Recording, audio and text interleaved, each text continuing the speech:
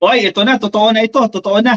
Itong maagang regalo ni Senator Raffy Tulfo at ng iba pa pong mga mambabata. Sige, acknowledge din natin of course ang lower house at ang Senado, no, dahil sa kanilang mabilis na pagpasa sa kahit sa BICAM lang ka-coffee nitong Magna Carta for our seafarers para sa ating mga marino. Dahil lumusot na po yan, niratify na po yan ng Senado. Ibig sabihin, ilang araw na lang o hindi na siguro magtatagal ng buwan yan, malalagdaan na ng ating presidente at magiging ganap na po itong batas, itong Magna Carta of Filipino Seafarers. Naging mabilis ka-coffee ang pag-usad nitong panukalang batas na ito, no? Siyempre, pasalamatan natin yung ating mga mambabatas na hindi talaga tinantanan ito hanggat lumusot na ito sa BICAM, no? At magkasundo na sila sa mga provision. Kasi dahil siyempre, may version itong lower house, may version ng Senado, magkaiba sila ng sinasabi. So sa BICAM, pag-usapan nila yan, pag-isahin nila. At tapos na tayo sa proseso na yan. So ilang araw na lang, dadali na yan sa presidente at lalagdaan na po yan ng ating presidente. At isa sa mga sponsors nito, actually, si Senator Raffy Tulfo, malaki yung kanyang naging papel din dito sa panukalang batas na ito para mapabilis din, no?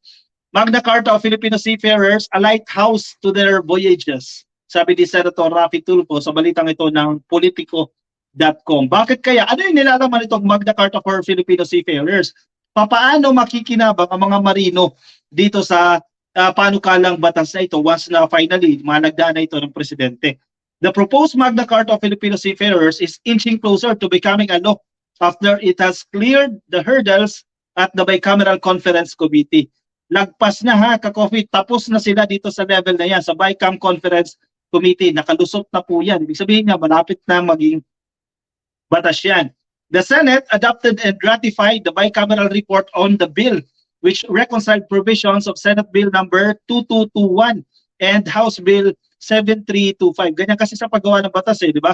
Dapat may version ng House of Representatives, may version din po ng Senado at pinagsasama po yan. The bill seeks to ensure protection of the rights and welfare of Filipino seafarers and their families. Sinasabi ng iba, mga seaman lang makikinabang yan Hindi ka-coffee Itong mga seaman na ito, may mga pamilyang, may mga dependents po yan, mga nanay nila, umaasar sa kanila, kapatid, ate, may mga pinag-aaral yan ka-coffee. Marami ang makikinabang dito, hindi lang mga seaman, no? Kasi yung maging yung connected doon sa mga seaman, makikinabang din po dito. Konting-konti na lang po, and this Magna Carta of Filipino Seafarers will have concluded its long and turbulent journey. Medyo hindi nag-iba din pero naging mabilis. Said Tulfo, siya po kasi ang principal author pala nito. Okay. Siya pala ang principal author nito. At ang author din ng version po ng Senado, itong Senate Bill number 2221 that sought the establishment of the Magna Carta. It is ready to go home to our beloved Filipino seafarers and be a lighthouse to their voyages. According dito kay Senator Tulfo, he also expressed, nagpahayag din po siya ng kanyang pasasalamat sa mga mambabatas for keeping an open mind and reconciling the different provisions of the bills. Matters have been ironed out in the BICAM.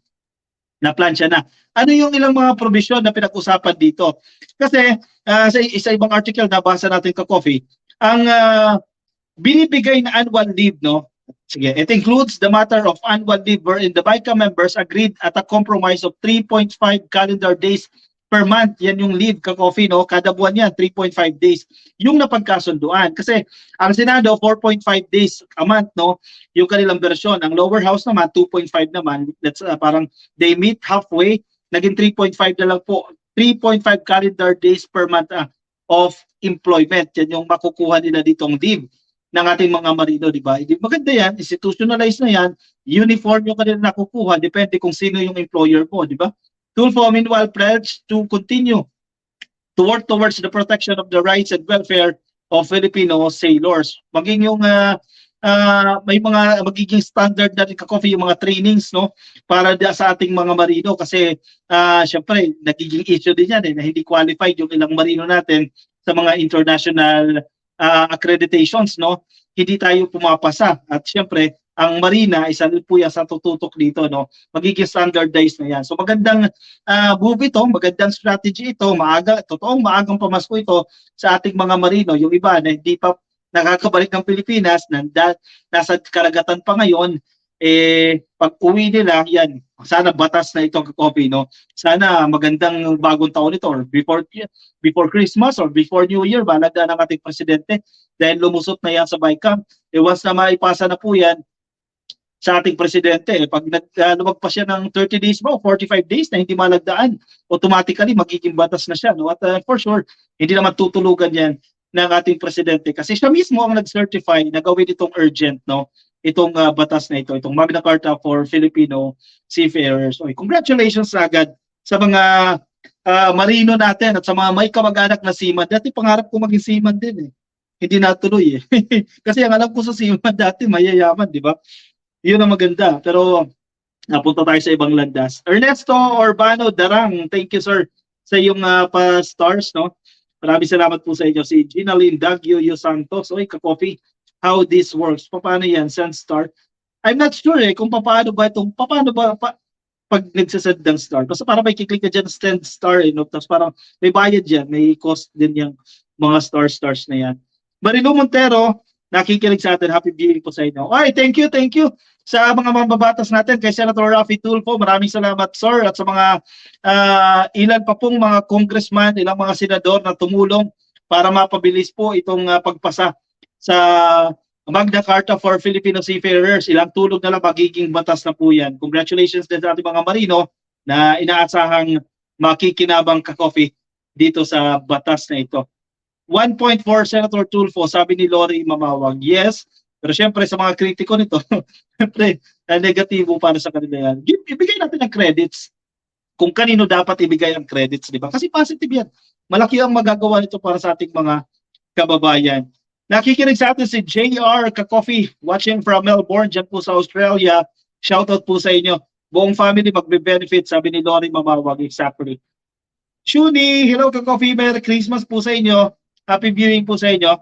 Alright, sige, ako'y magpapaalam na sa inyo Ka-Coffee. Maraming salamat sa pagsama sa akin ngayong Sunday ng gabi. Bukas, naku, ilang tulog na lang Pasko na Ka-Coffee, no? 18 na. Ilan na lang yun? 7 days na lang.